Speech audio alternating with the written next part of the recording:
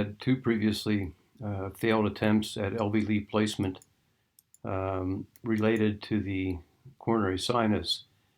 And when that's the case, prior to starting the procedure, I think it's wise to do a levophase CS venogram to exclude CS atresia, unroofed CS, and also look for a patent vein of Marshall. So that's what we did first. And you can see that there clearly is a coronary sinus, and it clearly is opening into the right atrium. Again, this must be done in the LAO view to be certain.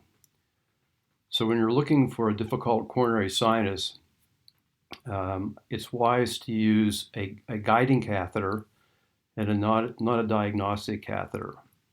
First of all, there's room in a 6-French guide for 2 wires, 2035 wires.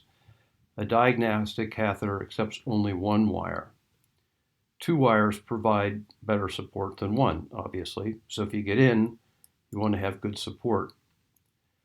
Another option that the guiding catheter provides is the anchor balloon technique. Again, if you're using a diagnostic catheter, there's not enough room to do the anchor balloon technique if you get into the coronary sinus and have difficulty advancing.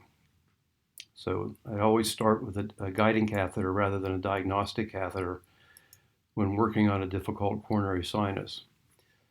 So we started off with a 6-French AL2 guide, which engaged the coronary sinus without too much difficulty, but the bottom curve made it very difficult to get anywhere, even when we got a wire in. So here's where we go to the hand-shaped multipurpose guide, and we're going to hand-shape the guide to resemble the braided core of the Worley Sheath. The one I use most often is the 6-French Boston Scientific Mach 1 MP2, and MP2 happens to be very important shape-wise. Alternative guides that I've used when proctoring other locations are listed here. The one that, and it's very important that you have this long tip so that you can shape it. And here's how the shaping process goes. It's very important to try to keep it in plane. And you start just like you're shaping a stylet way back at the back end of the catheter, and then put this curve on it. Then you want to check to make sure you got it in the proper plane so that it's straight. Here a little bit out of plane, so we'll correct the plane. Okay, so once we used the 6-French multipurpose catheter, we were readily able to engage the coronary sinus.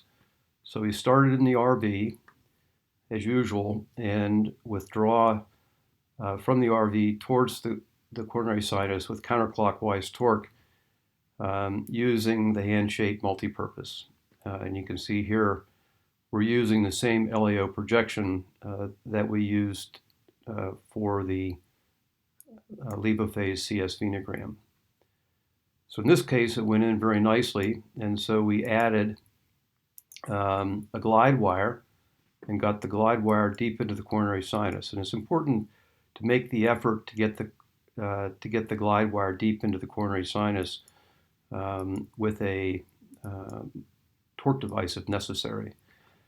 Then to get additional support to advance in the sheath, we're now going to add a short taper Amplatz wire. Remember, the difference between a short taper and the standard taper is that if you use a standard taper, you really won't get any support because the stiff part of the wire will end up right at the os of the CS. So we're adding, okay, we're adding a second wire to the guide, and this is possible again because it's a guiding catheter.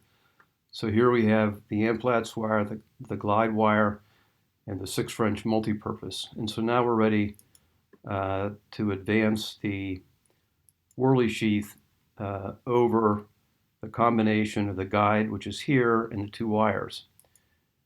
And you can see that it's not a really easy coronary sinus, so we did a little bit of manipulating and then re-advanced the guiding catheter out over the 2 wires, and then we're able to successfully advance the sheath over the two wires into the coronary sinus. Once you have the sheath in the coronary sinus, the 6-French guiding catheter and glide wire are backed out, retaining the Amplatz wire. And then it's secured either to the drape or to the table, depending on whether you have a table or not.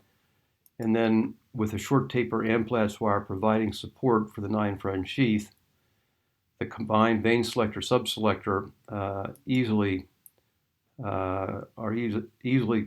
place the LV lead.